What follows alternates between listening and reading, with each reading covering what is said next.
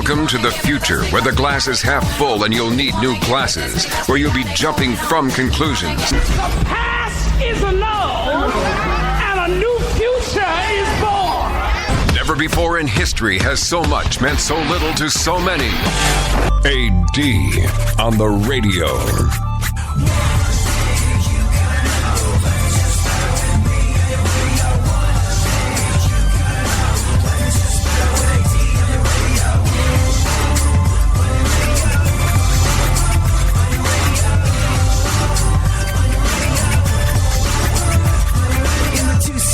It's you and the senorita whooper blowing up the tweeter cause it's me up in the speaker. Back in the mama seat, top down like a player, and the sound up in your ears, it is the dopest rhyme. Say I run a game like a cheater, I'm bomb like they're a cheater. So yesterday on the show, did we do this yesterday on the show, Funkhauser? Did we play Marco Rubio taking a swing at Donald Trump, making reference to the size of his junk? We did that yesterday on the show, right? Yeah. No, it was a pretty classic piece of audio. He's got small hands. He's got, well, hold on. I'm pretty sure I can dig it up again. Let's just take another listen. Let's just have a quick reminder of what the political process in this country has come to. Yeah, Marco Rubio at a rally in Virginia this past Sunday just gone by made a comment that questioned the size of Donald Trump, if you will. Here it is. How can a person with the worst spray tan in America, his hands are the size of someone who's 5'2"? And you know what they say about men with small hands? You can't trust them. Yeah, so there it is. I heard more women than men go, oh, after that. There it is. There's Marco Rubio implying that not all of Donald's poll numbers are as impressive as the Donald would have us think they are. And I bring it up because up until just a second ago, Marco Rubio was sort of like one of the more dignified folks on the campaign trail. But that's it. I hear his junk is small. Vote for me for president, not him. You know what the rest of the world is thinking at the moment, right?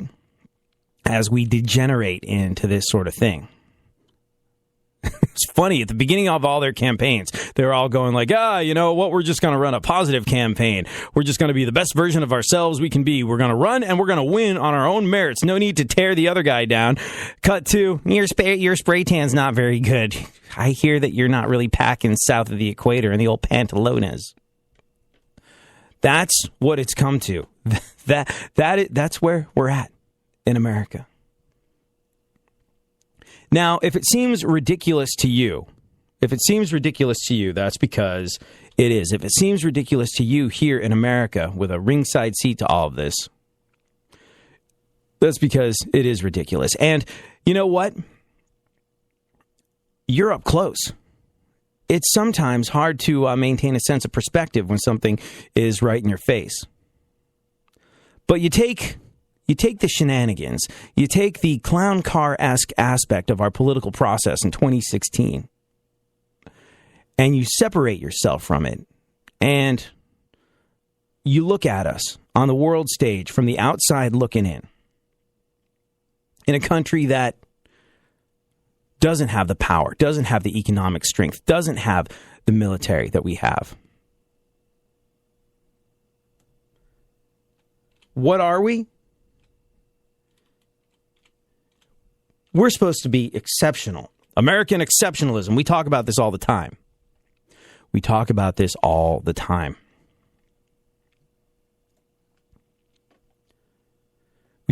how America has the privilege of being the superpower. We talk about how America is number one. We talk about how America, the president of America, is the leader of the free world. And you know what?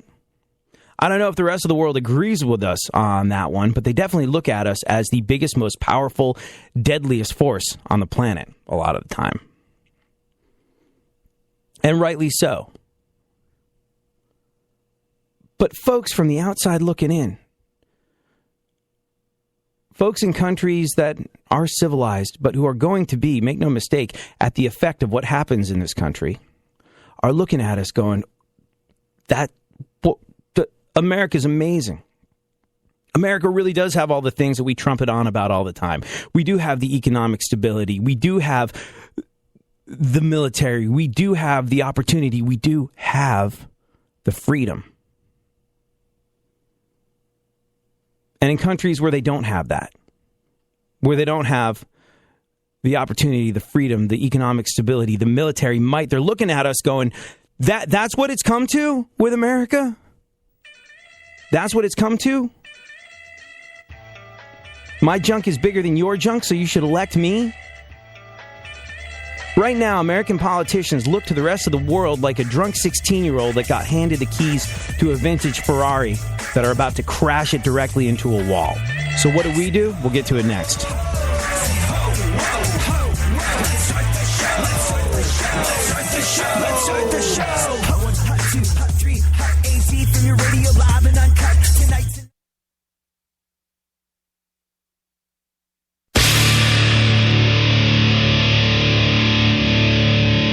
Where the left and right come together for fundamental truths.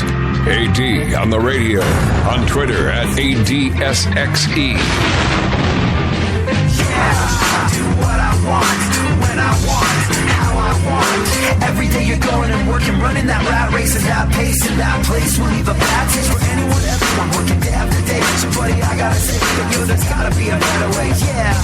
And you do what they told ya, company man, feel it, a mindless little soldier. How can you live like that and maintain your composure before it's begun? Your life's already freaking over, yeah. I do what I want, when I want, how I want. So I don't know where this was. I don't know where this was and where this happened. But one of my many bosses, God, I got to cut that number down. It's too large.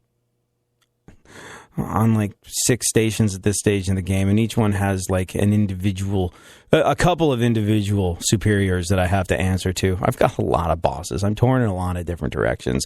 At some point, Funkhauser, we're just going to get to the point where we're like, here, this is us. Take it or leave it. We're going. This is yes, what we please. do. Let's do but that. now we just have to answer to individual superiors on 6 different stations. Yay.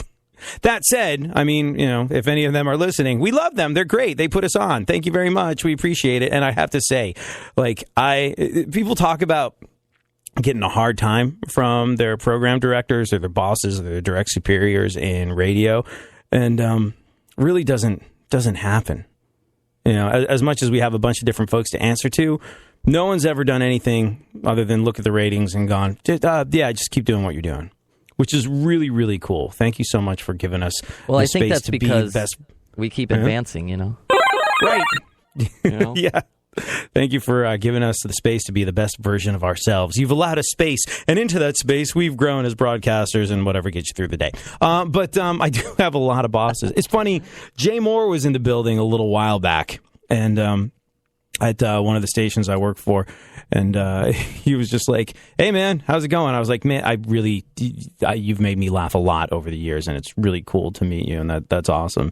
And he's like, oh, right on, what do you do? I was like, well, a bunch of stuff, but, you know, I'm on the rock station here. And he was just like, does a program director really ride you?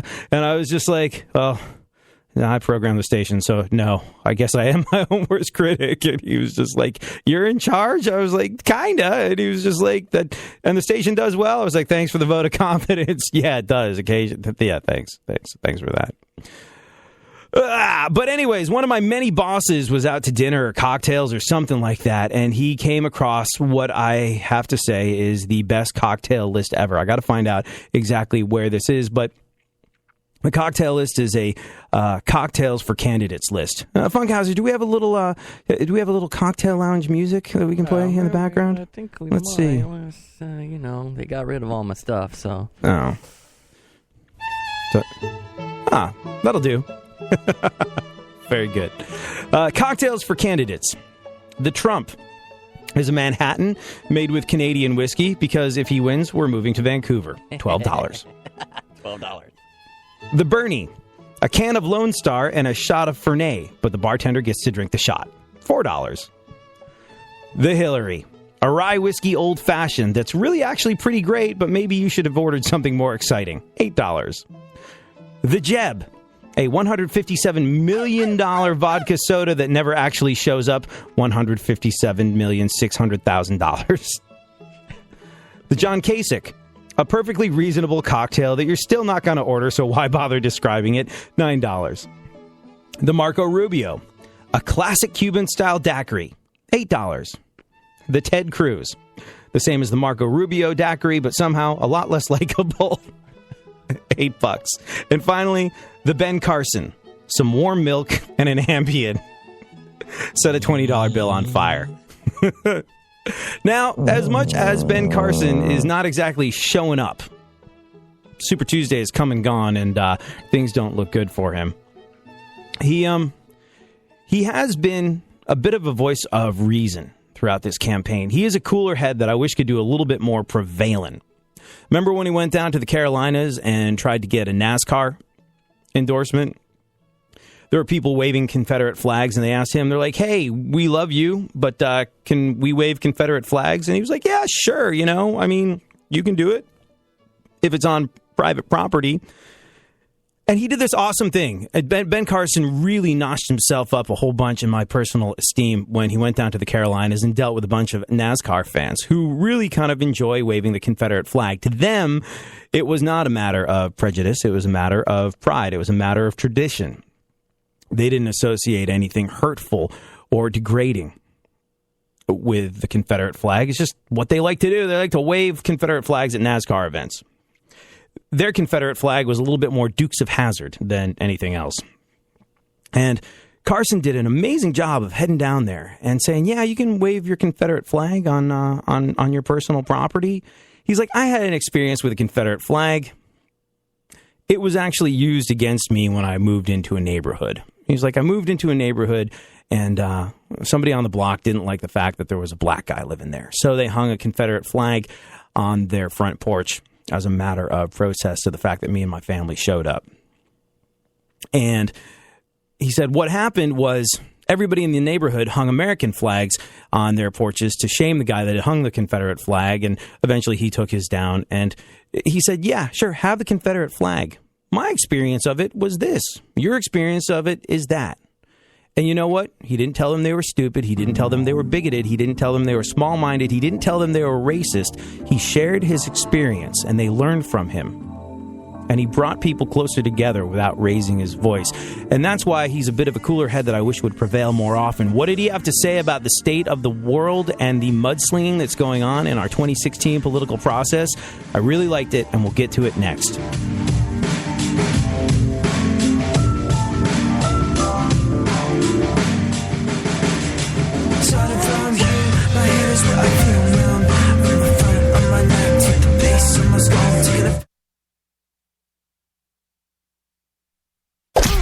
Don't get the blues, get all the news. We mean all of you guys out there in Radio Land. All aboard! He's back. AD on the radio. Give it up, yeah. Give it up, yeah. Bring this on, come on, come on. That's the way you do what we do. That's the way you do what we do. That's the way you do what we do. You do what we do. You do what we do. That's the way you do what we do. That's the way you do what we do. That's the way you do what we do. You do what we do. You do what we do. Well, it's a new one. Here I come again, coming again, taking it back to the place where I'm picking up the pen. And before I started, it's already a killer. When you know that you're good, I gotta say that it's a thriller. Hey, so I could be freaking president if it was based on the debate process in this country during the 2016 elections. I could be freaking president. You want to know why? You want to know how? Now, you've experienced a kinder, more reasonable, gentler AD since I've started doing this talk radio stuff. Why? Well, I guess I've grown. God, I hate to use this expression, but I feel like I've grown up a little bit since I entered this world of talk radio. I feel like I've evolved. I feel like,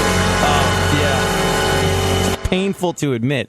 Now, if you've been listening for a while, you might have heard me back in the day when I used to do nights I started off doing overnights on the one of the rock stations on Sirius XM called Octane. So it was a hard rock station when nobody was listening in the overnights. Literally nobody was listening sometimes. I'm pretty sure of that. And also back in those days when I was first getting my start in radio on satellite, what they liked you to do was like, hey, could you curse every now and then? Don't do it constantly, but we want people to know that they're getting something they can't get on normal radio. So I was encouraged to drop the occasional F-bomb and say things that you couldn't get away with on FM or AM. And I got really... Yeah. I can't even begin to describe and dance around the subjects that I talked about on the radio without us getting completely canned around here. Like it won't work. But raw is an understatement. I just tore that radio station a new one. And even though it was on this... Yeah. Even though I was on that radio station and that's what they wanted around there, there were like 8 different petitions to get me fired from Sirius XM at one point or another. I remember, because I guess I was this polar dividing shock jock, if you will, and a polarizing dividing shock jock, if you will. And I remember one of the petitions I remember signing myself. I was like, ooh, not very many signatures. Let me help you out. Let's see how this goes. And never got canned, not for that anyway.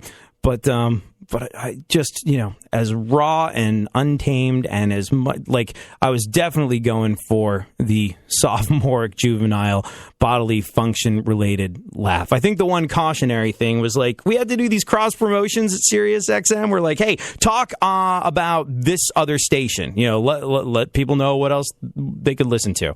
And I picked a station because I've always been into news talk. I think I picked the CNN channel. And who was on there at the time? Paula Zahn, who I thought was kind of smoking hot enough to... I know, I'll just talk about how... I'll talk about Paula Zahn and the things I want to do to her in the cross promotions, or that sounds objectifying. I'll talk about Paula Zahn and the things I would like for her to do to me in the cross promotions that I did. And I got a call on some of that. But I come from this world where, you're trying to be this person that screams and shouts and yells and makes noise and offends a whole bunch of people while at the same time amusing a bunch of other folks. And that was fun and that was cool. And then when I did nights on the Buzz in Houston, I had to water it down a little bit because you can't curse on FM radio or anything like that, but definitely pushed the envelope, and I made an entire career out of Your Mama jokes. Basically, Your Mama jokes was my bread and butter. I remember on Mother's Day, every single time I talked for a 5-hour period was a different Yo Mama joke, and it was gold, and it was ratings gold, and it worked awesome. And then I wound up doing this, and then I wound up doing afternoons on a bunch of different rock stations, and then I started realizing, hey, that's fine at nights when who knows who's listening. No one ever complained. But the moment I started talking to a different audience, the moment I started talking to parents that get that sense of humor, like that sense of humor, but want to listen to music on their way home and have their kids in their car, things started to change a little bit. I was like, oh, I'm talking to a different room full of people now. And I was forced to evolve. There's this one program director who's like, hey, that stuff, the belching, farting, Yo Mama joke stuff is great.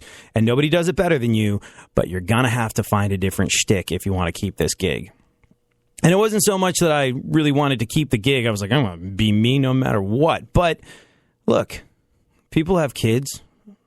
And also, I'm not arrogant enough to think that people are more interested in what I have to say than what Kurt Cobain or Kirk Hammett and James Hetfield from Metallica have to say. That's why people are showing up. So I wanted to be someone that could be a person that would share laughs and share awesome music on the way home.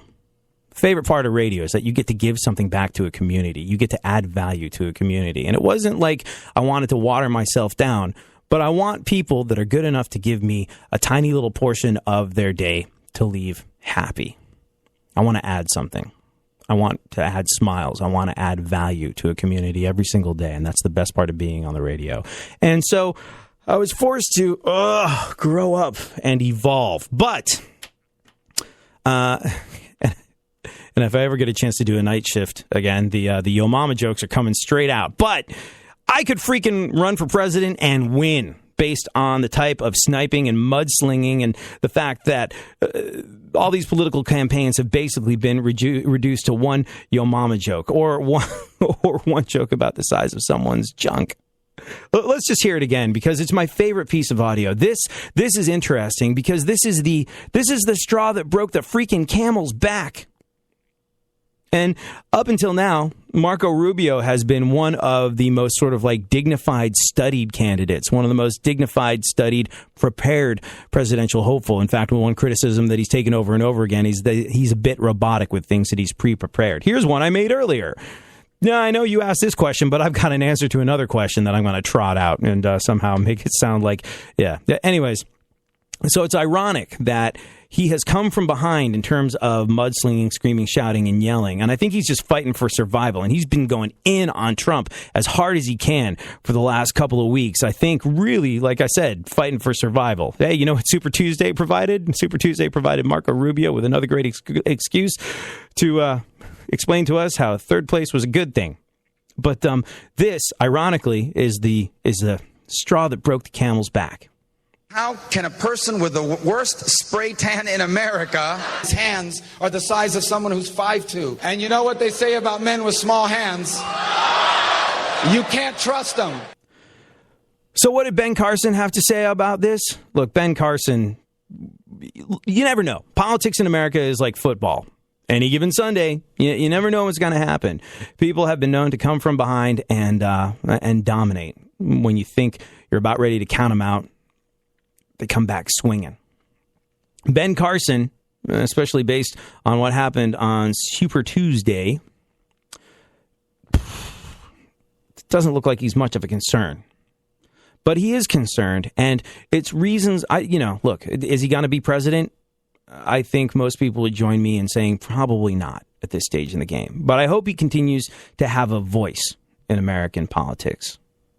Because concerned with the lack of civility being displayed in the race for the GOP presidential nomination, Dr. Ben Carson personally called a private meeting of all the candidates in Detroit before the Fox News GOP debate scheduled for Thursday. Now, who knows if people are going to show up or not? I don't know. Are other people interested? He's way behind. I don't think any of the other candidates would be like, oh, our most distant piece of competition has something to say. Yeah, we've definitely got time to show up to that. But he said that the American people deserve so much more from the candidates who are seeking the most powerful position in the free world. And I share their concern that this race has taken a turn for the worse, to the point of embarrassment on the world stage. I'm glad someone within politics is calling this to the point of embarrassment on the world stage. He said, a house divided cannot stand, and it is imperative the Republican Party exhibit unity by the candidates coming together with a pledge to talk about the many serious problems facing our country instead of personally attacking each other. If we are to defeat our Democratic opponent in the general election this November, we must reach an agreement together, each other, that we will not succumb to the media's desire for a fight on the stage in Detroit. I am confident that the 5 remaining candidates can rise above the sophomoric attacks of past encounters and have a serious discussion about substantive issues and how we will lead our nation forward toward a more prosperous and secure future. America's children and grandchildren are depending on us to fight for them and the future generations, not fight each other. So we'll wait and see. Who knows if they're going to have that meeting.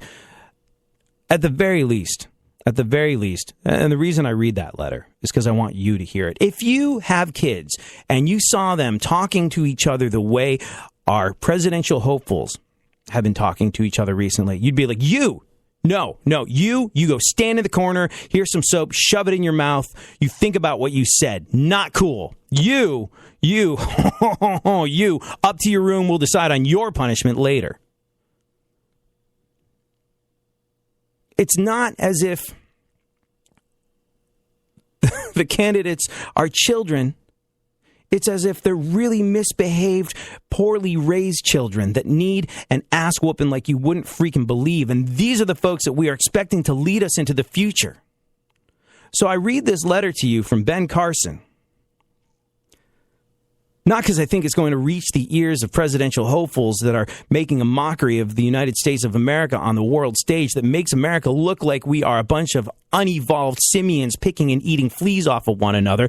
Not because they make us look like we as Americans, the most powerful country in the world, the most tremendous superpower that has ever graced the face of this planet, not because they're making us look like a drunk 16-year-old that suddenly got given the keys to a Ferrari and are going to crash it straight into a wall. I don't think what Ben Carson is going to make a lick of frickin' difference to anyone that's looking to be president. But I bring it up because I want you to bear it in mind. I want all of us to bear it in mind. We, the people, to bear this in mind. As our political stage degenerates and just falls into a shambolic display of sophomoric jokes and the most awful display of the worst sides of a human being that there is, that there is, I don't know. So freaking mad. Sorry, I get bent out of shape about this. It's so important that we, the people, remember who we are. These folks, I know we're supposed to elect one of them, but do they really speak for us? No, they don't. One of them is going to end up being president. And right now, I'd love to say like, oh, well, you know, all these folks are terrible, but this one person, yeah, they've got my vote. I just don't feel that confidence in any way, shape, or form in any of the candidates right now. It's like you wish you could take little pieces of each one of them and squish them together and make one vaguely acceptable candidate. That's what it's like at the moment. And we can't do that. And we're going to end up with one of them. And it does not bode well for our future. At least that's not what I think when I stay up at night wondering what the hell is going to happen come November. And all we can do, and what we must do, is remember that we, the people, are America. Doesn't matter if an extremist or a joker or a clown is all set to steer this unbelievable, powerful sports car of a nation directly into the wall after dropping acid and winding up president as a drunken 16-year-old. I think that's probably my favorite analogy for our political process at the moment. That's what politicians are. That's what these presidential hopefuls are. They're a drunken teenage idiot that's been given the keys to a car that they can't handle. And as that happens, it's more important now than ever that we, the people, remain strong in our belief in who we are. I mean, look, if you want to break it down, politics is owned by business and business doesn't speak for us. So we have to be that way anyway. We have to show up. We have to vote. We have to have our voices heard in some way, shape, or form, and we have to be true to ourselves. But that is more important now than it has ever been before. So take that off into your day. Be yourself, your true self. You know who you are. Show up. With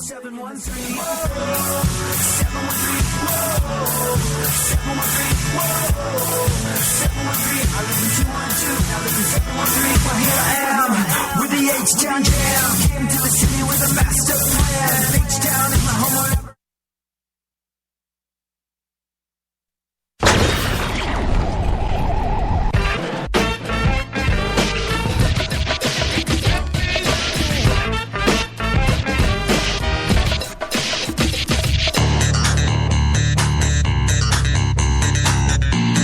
Now, more AD on the radio. Back once again, the ill behavior, delivering and giving you a musical savior. Back once again, it's your boy AD again. Nobody rock a party better than me.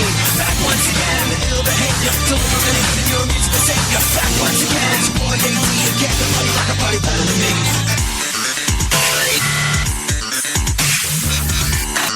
So, this drives me nuts. This drives me freaking crazy. People just don't have the cojones necessary to do and say what needs to be done and be said. They dance around the issues. I mean, everybody got the freaking point, right? Did you see what Paul Ryan and Mitch McConnell had to say about the KKK? Funkhauser, how much time do we have left today?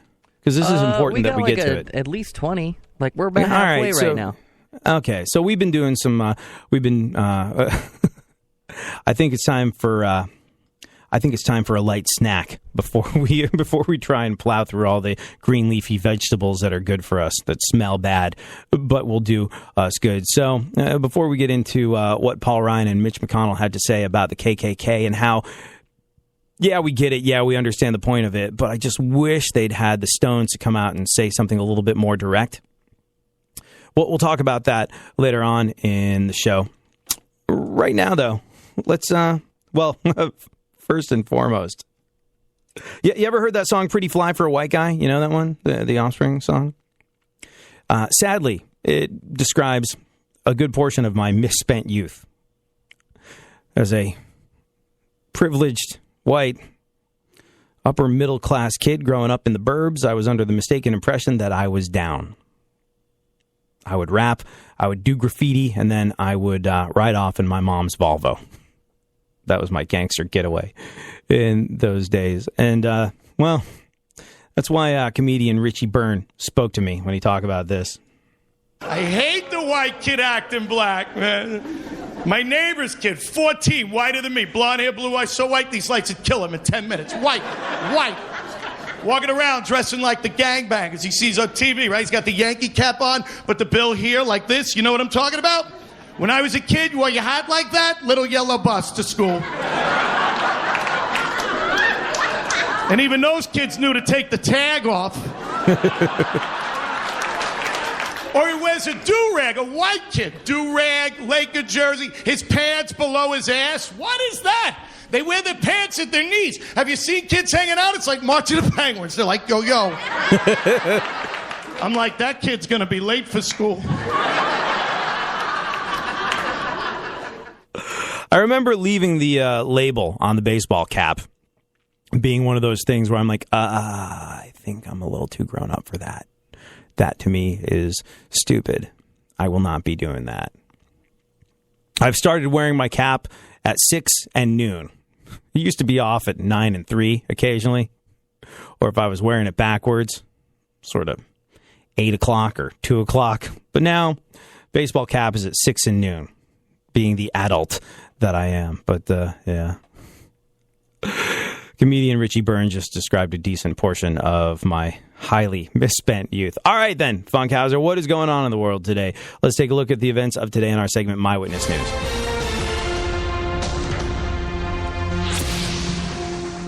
Well, here's raw information here. Chris Martin from Coldplay, he turns 39 today. Is he from New Zealand? I don't know. No, Chris Martin from Coldplay is English, painfully English.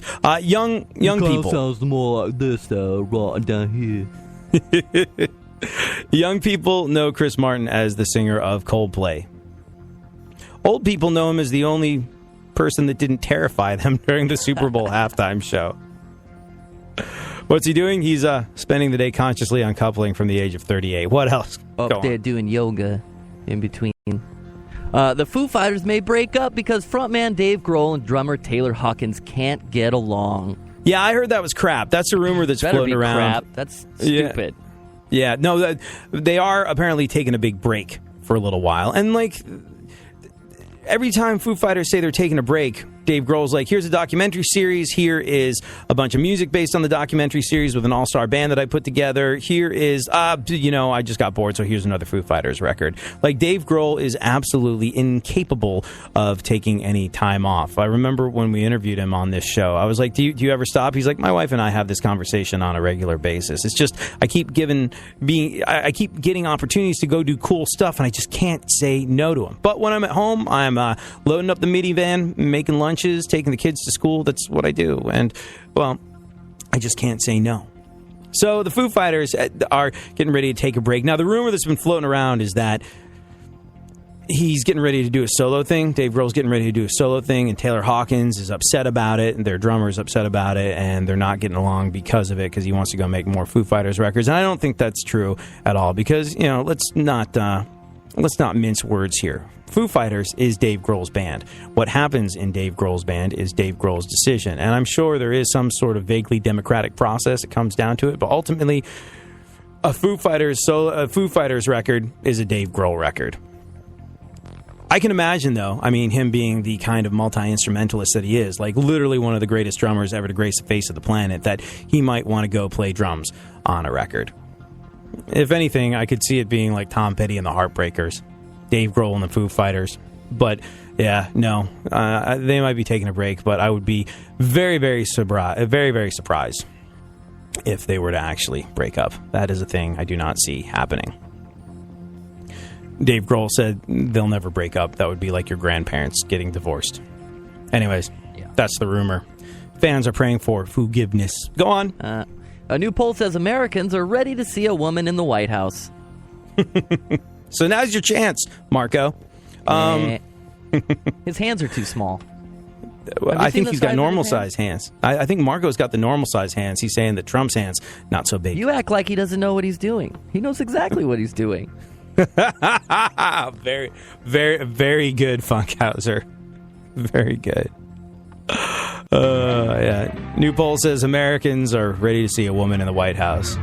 To which Bill Clinton replied, "Way ahead of you, America." Yeah, I do what I want, when I want, how I want. Yeah, I do what I want, when I want, how I want. This is my United States of whatever. Picture me giving a damn, I said never. Yeah, I do what I want, when I want, how I want. Every day you're going and working, running that rat race and that pace in that place will leave a bad taste for anyone, everyone working day after day. So buddy, There's something happening here, and you should know what it is. The dumbing up of America. Now, more AD on the radio.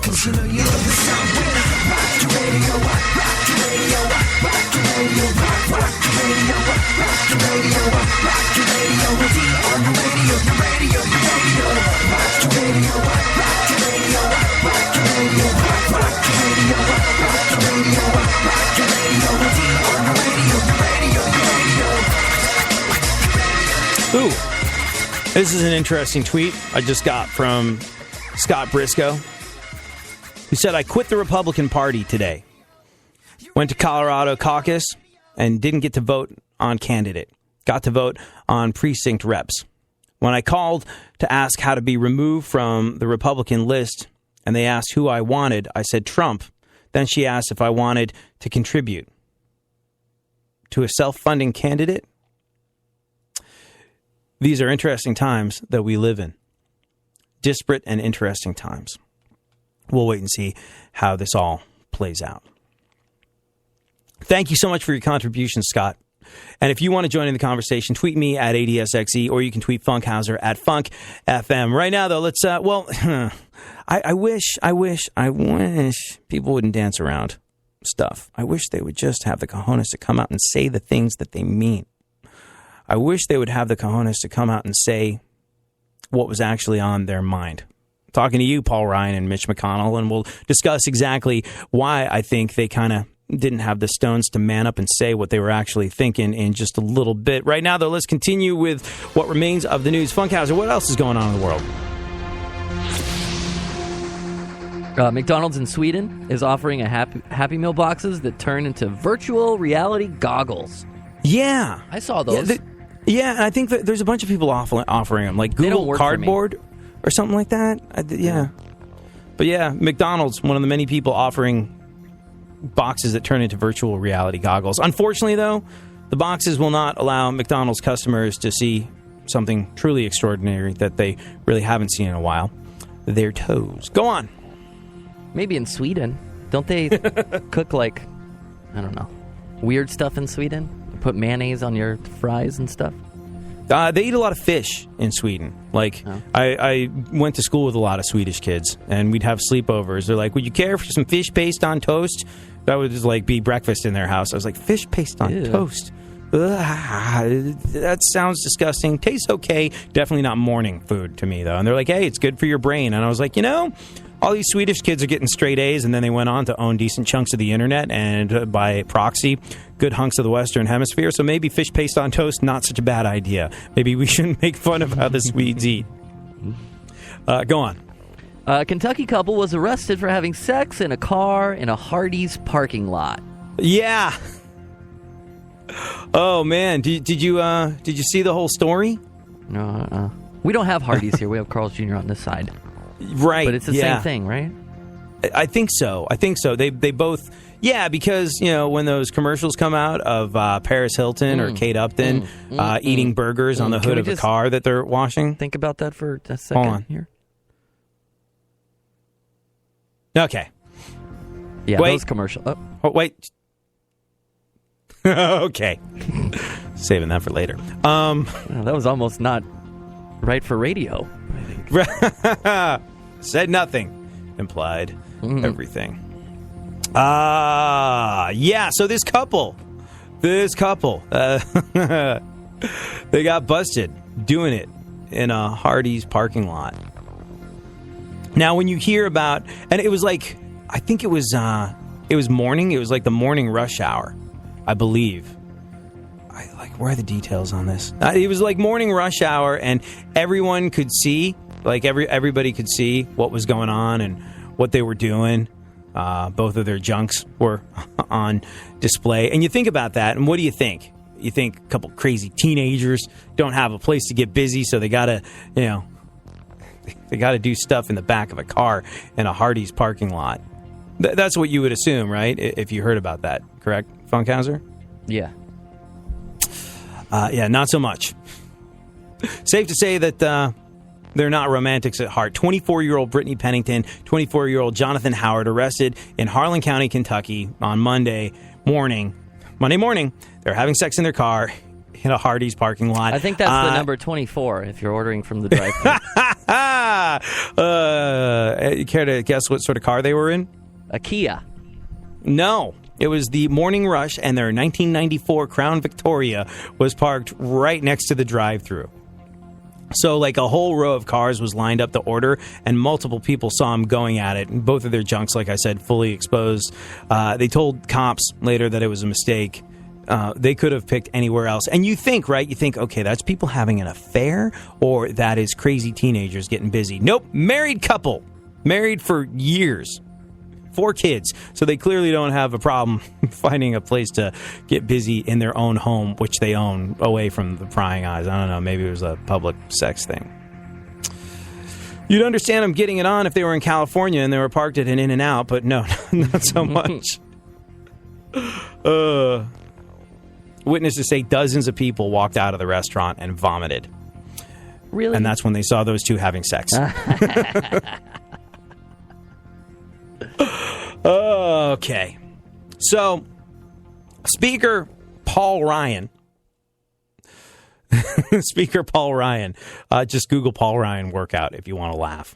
From when he was taking a stab at being vice president and running alongside Mitt Romney, somebody in an ill-advised sort of way released pictures of Paul Ryan in a fake gym working out. It looked like an 80s Olivia Newton-John video, and he was all Eye of the Tiger while doing curls with kind of laughably small weights.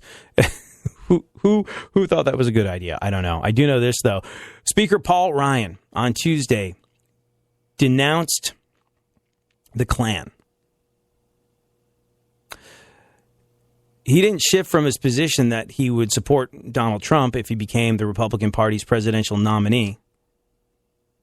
But he did denounce the Klan, which is kind of a perplexing thing to do. It's a contradiction. And I think it reflects the anxiety that exists on the right at the moment. Like, oh, we want to win, but we also, want to distance ourselves from him. It's a weird game they're playing. He said if a person wants to be the nominee of the Republican Party, there can be no evasion and no games. They must reject any group or cause that is built on bigotry. This party does not prey on people's prejudices. We appeal to the highest ideals.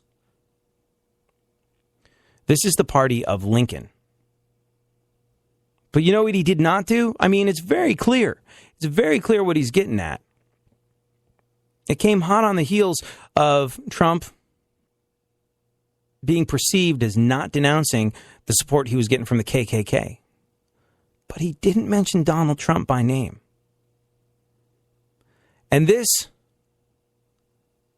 perfectly encapsulates the conflict within the Republican Party. They're not just in conflict with one another on Capitol Hill. They're conflicted within themselves. They're trying to run from Donald Trump's positions, but at the same time, they're trying to run from Donald Trump's position, but at the same time, they're wanting to hitch themselves to his ride if he turns out to be the winner.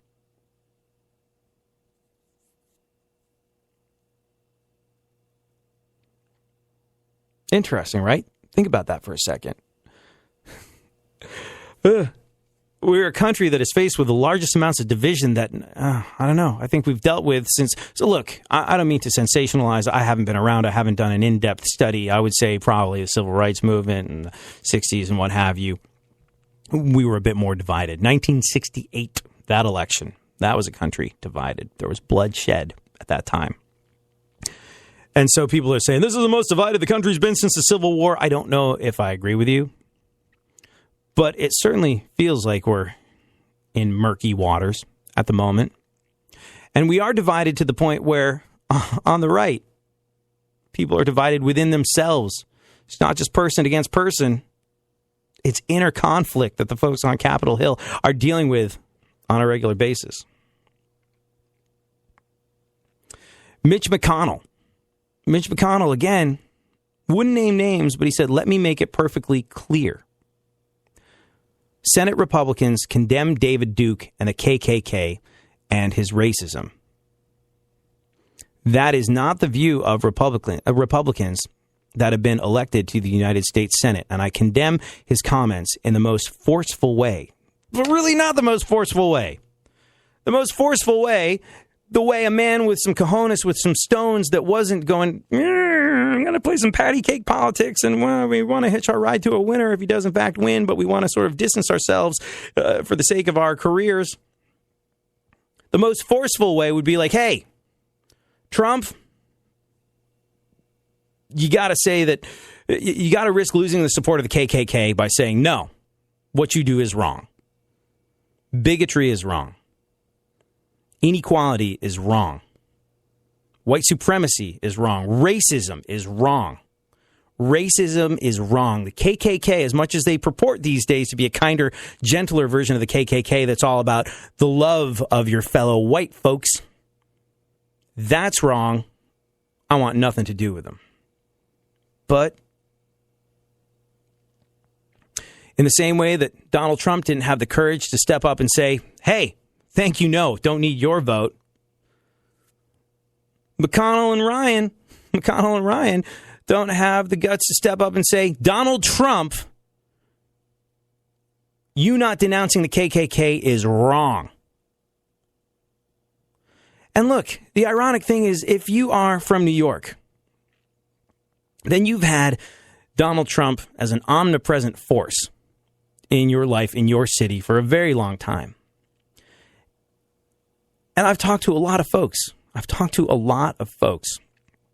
About Donald Trump. Some of my most lefty East Coast liberal friends, East Coast liberal New York City friends, will laugh about it and say, like, Donald Trump's not a racist. We've never seen him say or do anything racist. He's not. He's just not like, he's not like someone that we like or we're going to vote for, but he's not a racist. But he is willing to say, he is willing to pander to the racist crowd for votes. Donald Trump is willing to do what it takes to win, to get votes.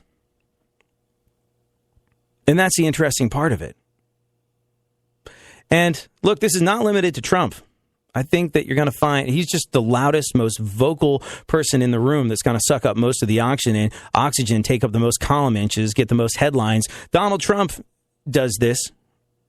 But, more or less every single other candidate does it. In that they say what it takes to stay alive for the next 10 seconds.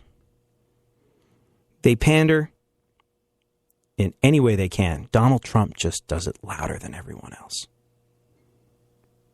So again, I say to you, in these confusing times where Senate Republicans are going, who are we? Who are we? What does this mean?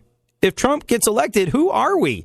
We have to sort of like publicly distance ourselves from his lack of distancing himself from the KKK, but we got to hitch ourselves to a winning horse. And if he gets elected, we all want to continue to have jobs and careers. As they are conflicted, as they flim-flam, as they lack the decisiveness that we want to see from people in positions of power, I say to you again, it's so important to know who you are and to be true to yourself. Thank you so much for hanging out. We'll be back tomorrow. We'll do it all over again.